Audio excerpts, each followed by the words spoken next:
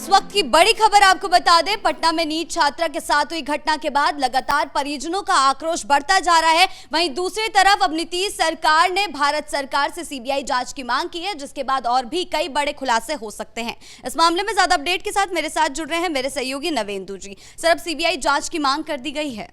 देखिए, बहुत शर्म की बात है और पटना पुलिस के लिए इससे बड़ी शर्मनाक घटना कुछ हो ही नहीं सकती है। 5 जनवरी और 6 जनवरी को छात्रा के साथ जो कुछ हुआ, उसके बाद 11 जनवरी को जहानाबाद की छात्रा की मौत हो जाती है और आज 31 जनवरी हो गए हैं और 20 दिन की जांच के बाद आज आप कह रहे हैं कि हम सीबीआई जांच की ओर आगे बढ़ रहे हैं। कितनी शर्मनाक बात है यह कि पटना पुलिस इस मामले को नहीं निपटा पाई और अब हो सकता है ये लोग एनआईए जांच की मांग करें। कहीं इसमें पाकिस्तान का कोई कनेक्शन है? पटना पुलिस ने एक तरह से अपना चरित्र लोगों के सामने उजागर कर दिया और बता दिया कि जांच हमारी औकात से बाहर है, हम ये कर ही नहीं सकते, क्योंकि हमें करने के लिए जो दिमाग चाहिए, करने के लिए जो जज्बा चाहिए, वो हमारे पास नहीं है, क्योंकि हमारे ऊपर दबाव है। कल जो कुछ हुआ है इस मामले में, उसने अब तक जो नहीं हुआ था वो सब कुछ साबित कर दिया है और अब यह मामला उस मोड़ पर पहुंच रहा है जहां से न्याय की उम्मीद थोड़ी धुंधली होती जा रही है। कल तक हम सोच रहे थे कि इस मामले में अब बहुत जल्द न्याय हो जाएगा, लेकिन जैसे ही डीजीपी से पीड़ित परिवार की मुलाकात हुई, उसके बाद जो कुछ सामने आया वो अपने आप में हैरान करने वाला है। और दूसरी तरफ पप्पू यादव एक के बाद एक बड़े खुलासे कर रहे हैं। ऐसे में इस मामले को ऐसे ही छोड़ा नहीं जा सकता है। सबसे पहले दर्शकों को बताते हैं कि इस मामले में ताजा अपडेट क्या है। पीड़ित छात्रा के परिजनों ने डीजीपी से मुलाकात की और उसके बाद जो बयान दिया है वो सुनकर आपके होश उड़ जाएंगे। छात्रा की मां ने बताया, डीजीपी के बुलावे पर हम लोग पटना गए, लेकिन वहां न्याय का भरोसा दिलाने के बजाय समझौते की सलाह दी गई, कंप्रोमाइज करने के लिए कहा गया। बातचीत के दौरान यह कहा गया कि उनकी बेटी ने आत्महत्या की है और इसे साबित करने के लिए एक डायरी भी दिखाई गई, जिसे छात्रा द्वारा लिखा गया बताया गया। हालांकि परिजनों का दावा है कि डायरी में ऐसा कोई शब्द या फिर संकेत नहीं है जिससे आत्महत्या की पुष्टि हो सके। कितना बड़ा खुलासा है ये। पटना पुलिस पर बहुत गंभीर आरोप लगे हैं कि वो पीड़ित परिवार के साथ कंप्रोमाइज की बात कर रही है और वो भी डीजीपी के ऑफिस में। क्या डीजीपी सीधे तौर पर इस मामले को दबाना चाहते हैं? आप देखिए, उसके अलावा उनकी मां ने क्या कहा। नहीं माने तो मामला सीबीआई को सौंप दिया जा रहा है। मां ने आरोप लगाया है, जब उन्होंने आत्महत्या की बात मानने से इनकार कर दिया तो उन्हें यह कहकर दबाव में लिया गया कि आप नहीं मानेंगे तो आपके परिवार के लोगों का ब्लड सैंपल लिया जाएगा। इतनी बेशर्मी, मतलब बेशर्मी की सारी पराकाष्ठा को पटना पुलिस ने पार कर दिया है। पटना पुलिस कह रही है कि हम आपके परिवार का ब्लड सैंपल लेंगे, हो सकता है आपके परिवार में से कोई आरोपी हो।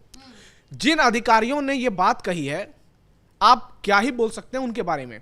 कितने गिरे हुए, कितने घटिया, कितने चरित्रहीन पुलिस वाले हैं ये लोग, जो कि पीड़ित परिवार को कह रहे हैं कि आपके परिवार में से किसी ने यह घटना की है। और व्हाट्सएप चैट का हवाला दिया जा रहा है, कॉल डिटेल्स का हवाला दिया जा रहा है कि आपकी बेटी आधे आधे घंटे बात करती थी, एक एक घंटे बात करती थी। अरे बेवकूफ, वो 5 घंटे किसी से बात करे, उससे क्या लेना देना है?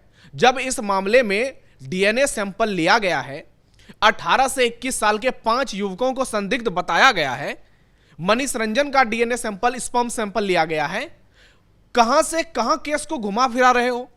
यानी पप्पू यादव जो आरोप लगा रहे हैं, लग रहा है कि वो पूरी तरह से सही है और इस मामले में पर्दे के पीछे जरूर कोई बड़ी सियासी ताकत है जो इस केस को दबाना चाहती है और इसीलिए लड़की की छवि को खराब करके दिखाने की कोशिश की जा रही है। निश्चित तौर पर। और यह बहुत ही शर्मनाक और नीच हरकत है पटना पुलिस की कि आप इस मामले में पहले तो पूरी तरह से विफल रहते हैं। एसएचओ और दरोगा दोनों को आपने सस्पेंड कर दिया। उसके बाद एसआईटी का गठन किया गया और जिस तरह से तामझाम दिखाया गया, लग रहा था कि अब तो सब कुछ दूध का दूध पानी का पानी हो जाएगा। लेकिन आप इस मोड़ पर पहुंच गए कि अब सीबीआई जांच की मांग होने लगी। अब सीबीआई की एंट्री होगी, फिर मामला शुरू से जांच होगा। अब कितना समय लगेगा कौन जानता है। इसमें सीबीआई की जांच बहुत सारे मामले में हुई है। बिहार के लोग आज भी पूछ रहे हैं सुशांत सिंह राजपूत का क्या हुआ, केस तो खत्म हो गया, सीबीआई ने कह दिया कि उसने आत्महत्या की थी। तो हो सकता है इस तरह भी बाद में कहा जाएगा कि लड़की ने आत्महत्या की थी। जो आक्रोश है वो पूरी तरह से दबाया जा रहा है। अब पप्पू यादव पूर्णिया के जो सांसद हैं उनके बयान पर गौर करने की जरूरत है। उन्होंने वीडियो संदेश जारी किया है और उन्होंने कहा है कि इस मामले का आरोपी है मनीष रंजन का बेटा, इस मामले का आरोपी है नीलू रंजन का बेटा और बुलेट पर आता हुआ एक लड़का।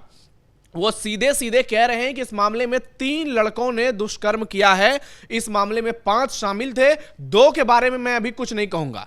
यानी पप्पू यादव जी जान लगाकर इस मामले में न्याय दिलाने के लिए लगे हुए हैं।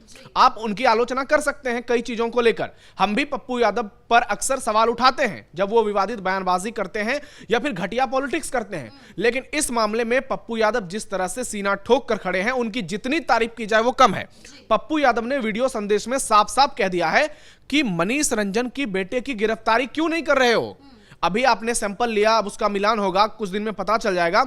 मनीष रंजन जिसकी वो बिल्डिंग है और नीलू अग्रवाल जिस बिल्डिंग में हॉस्टल का संचालन होता है उस हॉस्टल की ओनर है वो, यही दोनों असली इसमें आरोपी बताए जा रहे हैं आरोपों के द्वारा। और कहा जा रहा है पप्पू यादव की ओर से कि इन्हीं दोनों के बेटे इसमें शामिल हैं। उसका एक दोस्त है जो बुलेट से आता जाता है और 2 और लोग हो सकते हैं, उसके बारे में अभी मैं कुछ नहीं जानता हूं, लेकिन हो सकता है इस मामले में उसकी भी एंट्री हो। अब देखिए इसका दूसरा पहलू, पप्पू यादव यह भी दावा कर रहे हैं कि 1 जनवरी को पटना के तमाम होटल्स पूरी तरह से बुक थे, तमाम ओयो पूरी तरह से बुक थे और हॉस्टल खाली थे। पटना के कई गर्ल्स हॉस्टल पूरी तरह से खाली थे। यानी पटना में गर्ल्स हॉस्टल की लड़कियां कहां थी? क्या वाकई में सेक्स रैकेट चल रहा है बहुत बड़े पैमाने पर? ऐसा कैसे होगा कि एक ही दिन सारे होटल पटना में फुल होते हैं और सारी गर्ल्स हॉस्टल खाली नहीं होती है? सारी गर्ल्स हॉस्टल कहने का मतलब है जिन पर सवाल उठ रहे हैं, चाहे वो शंभू गर्ल्स हॉस्टल हो या एक और मामला औरंगाबाद की लड़की से जुड़ा हुआ था।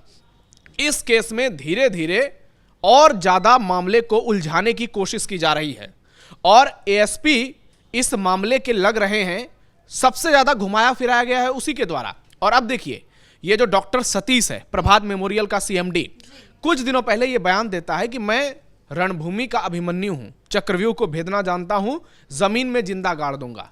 तो इस मामले में पप्पू यादव का सीधा आरोप है कि इसने ही लड़की की हत्या अपने हॉस्पिटल में करवा दी, यानी उसके साथ दुष्कर्म किया लोगों ने, लेकिन जानबूझकर उसको मार दिया गया प्रभात मेमोरियल हॉस्पिटल में।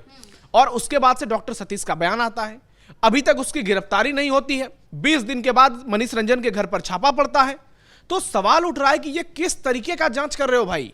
इससे बेहतर तो हमारा पुराना समाज था जहां पंच बैठकर फैसला सुना देते थे आसानी से। इतना बड़ा ये केस इसको बना दिया जा रहा है। कौन सी बिरबल की खिचड़ी है जो अब तक पक ही नहीं पाई है? लग रहा है कि आरोपी कहां ब्रिटेन, पाकिस्तान, अफगानिस्तान के हैं, कुछ समझ में नहीं आ रहा है। अभी सीबीआई की बात हो रही है, मैंने कहा कि हो सकता है इसमें आतंकवादी एंगल का भी ये लोग लेते आए और कहें कि इसमें किसी और देश से संबंध है।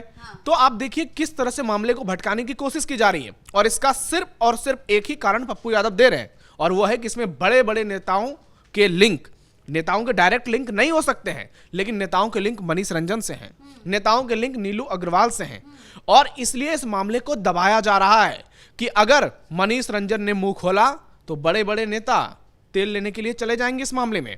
हो सकता है वो किस पार्टी के हैं, सत्ताधारी पार्टी के, विपक्षी पार्टी के, किसी भी पार्टी के हो सकते हैं, बड़े रसूखदार नेताओं से उनका लिंक हो सकता है। लेकिन सरकार तो लगातार इस मामले में एक्शन की बात कर रही है। सम्राट चौधरी पुलिसकर्मियों को चेतावनी दे चुके हैं, अपराधियों को माला चढ़ाने की बात कर चुके हैं, लेकिन फिर भी नीचे के लेवल पे ऐसा कौन सा खेल खेला जा रहा है? देखिए सम्राट चौधरी ने ही अभी ट्वीट किया था थोड़ी देर पहले।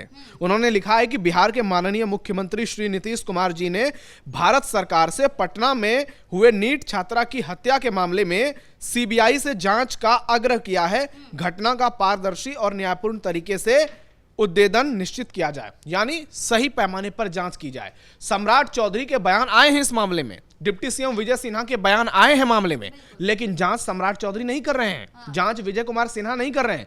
जांच इन पुलिस वालों को करना है जो खाकी और खादी, ये दो इसमें पूरी तरह से गुनहगार पप्पू यादव के हिसाब से हैं।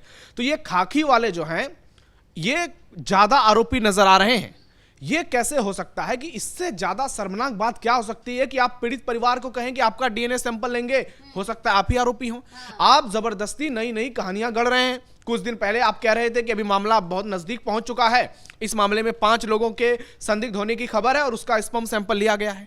तो किस तरह से लगातार मामले को घुमाया जा रहा है, कोई बहुत बड़ी गिरफ्तारी नहीं हुई है इस मामले में।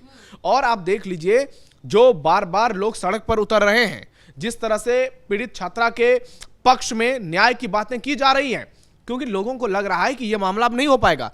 किसी एक महिला ने हाई कोर्ट में भी याचिका दायर कर दी है। तो इससे समझा जा सकता है कि यह मामला कितना गंभीर है।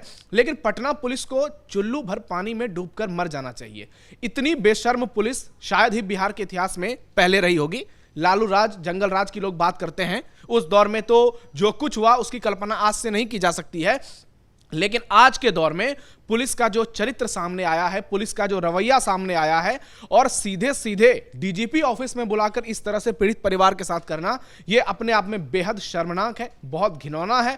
और आप ये यकीन करिए कि अगर सम्राट चौधरी इस मामले में शामिल नहीं हुए होते, अगर उन्होंने डायरेक्ट चेतावनी नहीं दी होती पुलिस अधिकारियों को, तो यह केस कब का दबा दिया गया होता।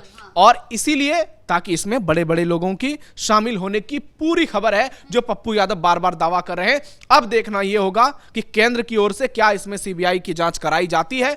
लोग अब चाहेंगे कि हो सीबीआई जांच भी करा लो एक बार, लेकिन जो उम्मीद की किरण है, जो 5-6 जनवरी से लेकर 11 जनवरी के बाद अब 31 जनवरी तक पहुंच चुकी है, अब वो धुंधली नजर आ रही है। क्योंकि लोग जो उम्मीद कर रहे थे कि फौरन न्याय होगा, लग रहा है कि उसमें अब कहीं ना कहीं कुछ ना कुछ गड़बड़ है। अब देखना यह होगा कि सीबीआई को कब ऑर्डर मिलता है बिहार आने का। लेकिन अगर यह सीबीआई जांच होती है तो तय मानिए, या तो पटना पुलिस पूरी तरह से बेनकाब हो जाएगी, या फिर इस मामले में कुछ और हकीकत सामने आएगा। देखना होगा आगे चलकर क्या होता है। बहुत बहुत शुक्रिया आपका इन तमाम जानकारियों के लिए। तो कुल मिलाकर पटना पुलिस पर कई सवाल खड़े हो रहे हैं, क्योंकि इस मामले को वो दबाने की कोशिश कर रही थी। आखिर किसका चेहरा उनके द्वारा छुपाया जा रहा है, ये तो आने वाला वक्त ही बताएगा। लेकिन अब इस मामले में सीबीआई की जांच होती है या नहीं होती है, और अगर सीबीआई की जांच होगी तो बड़े चेहरे का पर्दाफाश भी हो सकता है। ब्रेकिंग न्यूज में फिलहाल इतना ही। कैमरा पर्सन कुणाल के साथ मैं शिवानी अतुरी, कैपिटल टीवी बिहार।